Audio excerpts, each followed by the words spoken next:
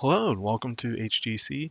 So we start off our show with just a quick pre-show match where we have Peter Valentine and Jack Bruce teaming up versus the War Eagles. This is just to get all parties involved and have a match. As it's on pre-show, it doesn't have much popularity implications, but I wanted to just continue the Peter Valentine Jack Bruce push. Well, not push for Peter, but like that kind of thing rolling. But we do start off the show with Eric Tyler defeating Liberty after Romeo Heartthrob interferes.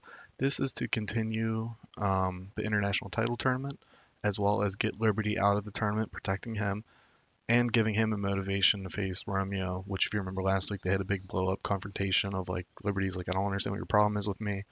Romeo just hates him. He's jealous of him. Effectively, is what we're getting at of like Liberty's in his like prime, Romeo, is in his 40s and middle age, so it's kind of like that sort of thing. All right, we follow that matchup with just a continuation of Jeb Langley's push and Paul Steadyfast. I don't really know what the end game is with him being um like the job guy in the Untouchables, but just continuing that as a way to kind of give credibility to an angle for next week's show. The Danger Kid announces he will be entering the hardcore title four-way versus Charlie Homicide. So we have two more people to add in. I honestly don't know who that's going to be. So I guess we'll get to find out together. We have RP Jr. has to get Coach Stick's attention ahead of his match tonight versus it's not Brent Hill versus what's his name? Robert Oxford. It is just a way to kind of plant a seed of RP Jr. demanding his dad, aka and his coach, manager attention, while Coach Dick was like hyping up the Vesties, even though their match is next week. So it's kind of plant a seed there for what might be one of our first heel turns. We follow that up with Lance Henderson. I'm sorry to any Mr. Lucha fans, picking up a huge win over Mr. Lucha. This might be Mr. Lucha's last match. We'll have to check out his contract. But yeah, pretty good stuff there. Good rating. And hopefully Lance Henderson is getting a little bit of a push ahead of a cruiserweight title match. Speaking cruiserweights, we had the Spirit Warriors defeating Nation of Filth in a match that's better than expected.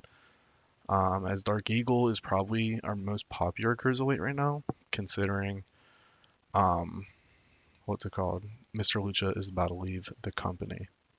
We follow that up with a continuation of the USA Canada feud where Damon Carville and Whistler are just getting a brawl. This is Whistler's return following BLZ beating him and, seemingly giving him pretty beaten down, not injured or anything, just a way to kind of give him some rest as a way to also show BLZ Bub's like continue that heel push. And this is the return of Whistler, leading to more of a rivalry here. So hopefully we can continue that going, and hopefully it'll blow off Total Mayhem. But I mean, it's such a simple story to tell. It's really hard not to just let it ride.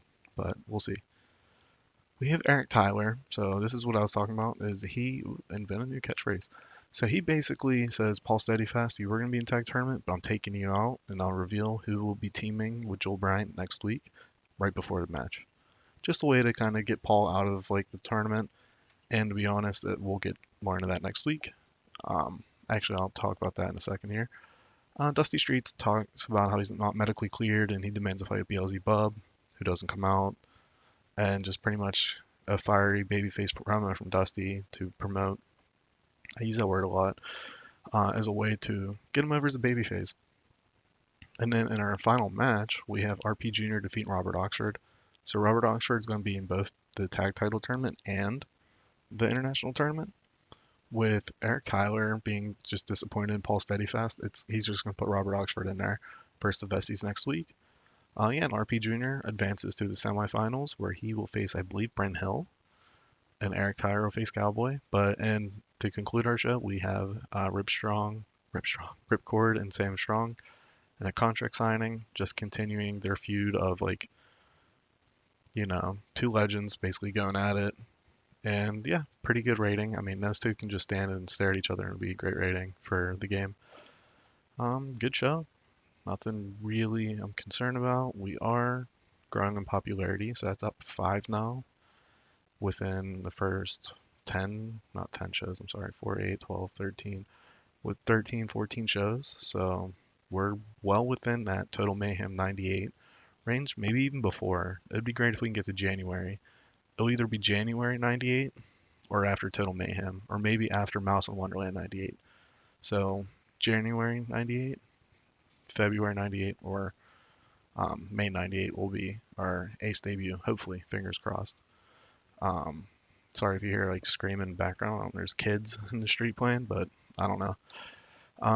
Yeah, so we'll have a quick show. I think during the contract signing, an important note would be, and a hint for weeks to come, is Sam Strong wishing Brent Hill a win ahead of his like semifinals match. So it's like a something that's a seed planted there to the fans. And yeah, just continuing who's Team Perfection. Dennis Butler, Mr. Supreme, and Adonis, Team Perfection. It's a great name. But yeah, and still no Tommy Cornell. We will have to see when Tommy Cornell first shows up on Supreme TV. But yeah, quick episode. We'll talk to you next time.